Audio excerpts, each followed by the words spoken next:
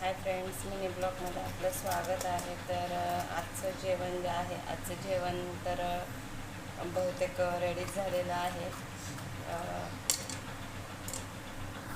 कुकरला डाळ लावलेली आहे आणि तिकडे जी आहे शिमला मिरचीची भाजी बनवण्याची तयारी चालू आहे. जी बेसन भाजून शिमला मिरची फ्राय करून मग ती भाजी मी बनवते.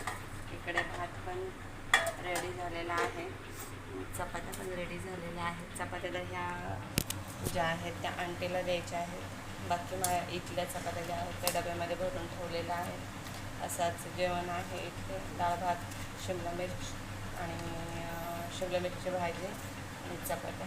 नाश्त्यासाठी बनवले पराठे.